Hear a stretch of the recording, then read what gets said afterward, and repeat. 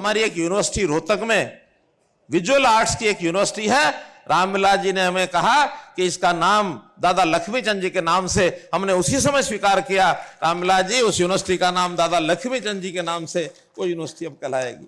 पुजारी और पुरोहित, पुजारी पुरोहित के कल्याण बोर्ड की मैं घोषणा करता हूं ताकि इन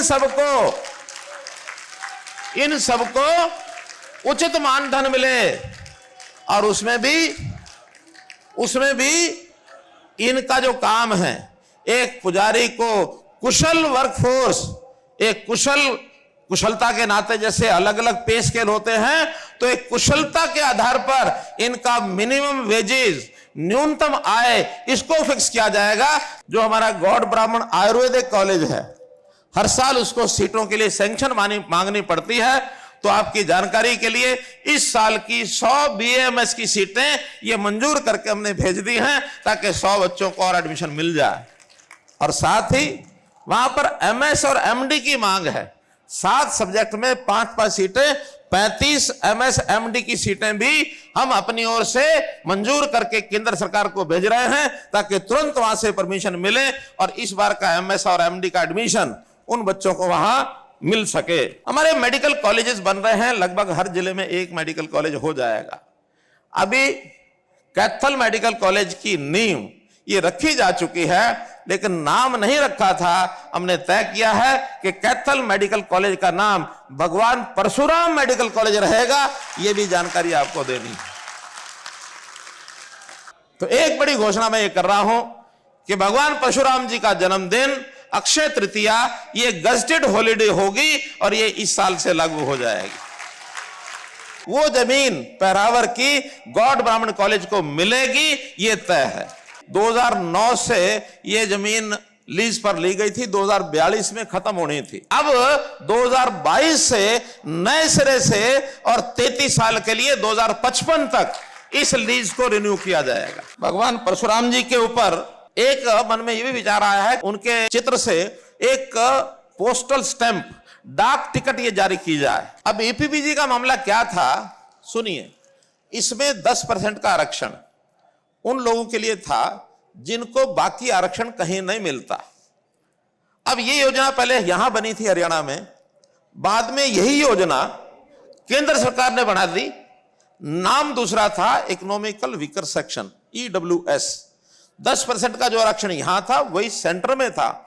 हमने वो सेंटर की जो योजना है उसी को अडॉप्ट कर लिया है, इसलिए वो 10% का आरक्षण वो जारी रहेगा, ना वो EWS हो या EPBG हो, फर्क नहीं है। अब अंतर रह गया एक कि कुछ लोगों की भर्ती हुई थी, नाम सिलेक्ट हो गए थे, उसमें से आधे से ज्यादा भर्ती को नियुक्ति पत्र मिल गए थे, लेकिन जब ये बीच में चेंज हुआ, केंद्र सरकार ने वो बनाया, उसके बाद कोर्ट ने उसके ऊपर एक थोड़ा डंगा डाला था कि अब इसके बाद EWS में जो भर्ती होंगे वही लागू रहेंगे, बाकी बचे हुए EWS के लोगों को नियुक्ति नहीं दी जा सकती। लेकिन हमने उसमें अपील कर दी है कि ऐसे जो बचे हुए 400-500 लोग हैं, वो जो EPBG के हैं, उनकी तारीख भी शायद 20-22 तारीख लगी हुई है। हम पुरजोर हाई कोर्ट के अंदर अपने वकील को खड़ा करके इसके लिए कोशिश कर रहे हैं कि उन बचे हुए लोगों को भी हम नियुक्ति दिला सकें, उनको नियुक्ति हम दिला सकें।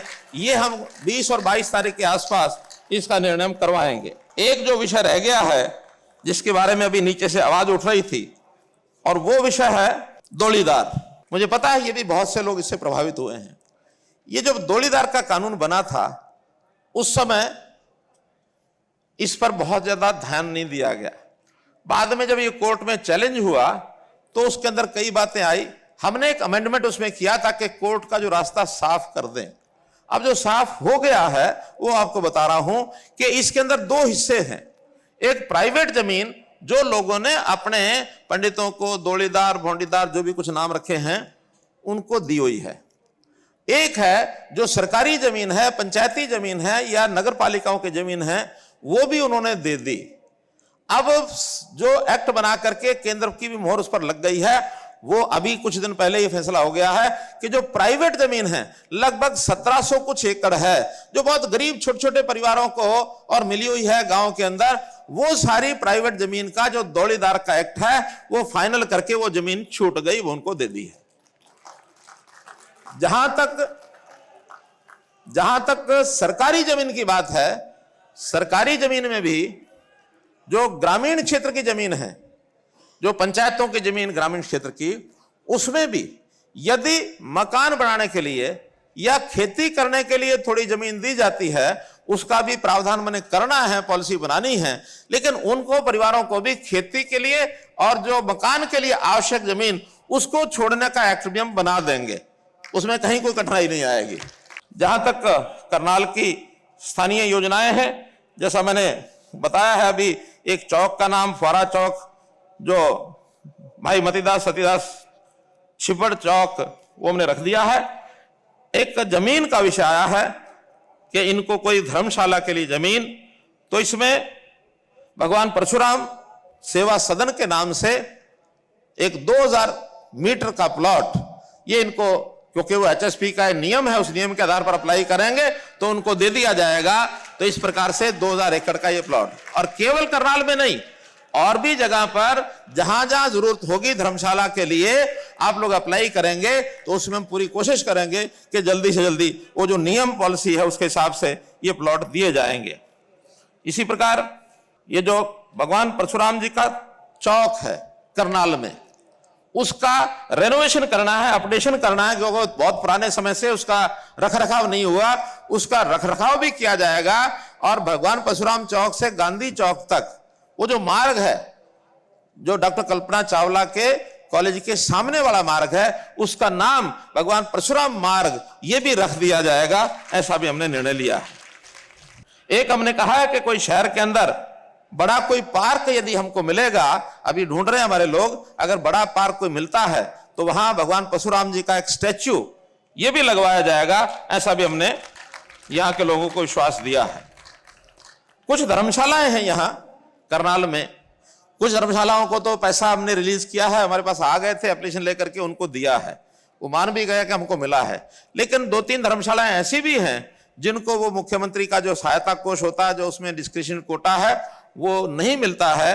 तो यहाँ हमारे सुरेंद्र बड़ोता जी और बाकी संस्थाओं के जो अध्यक्ष हैं वो सब मिल करके जिन जिनको नहीं मिला है उनकी लिस्ट मुझे तो क्या देंगे, अपने आप वो इकट्ठा करके और उसमें बांट लेंगे। 31 लाख रुपया उन धर्मशालाओं के लिए, और ये भी घोषित किया जाता है।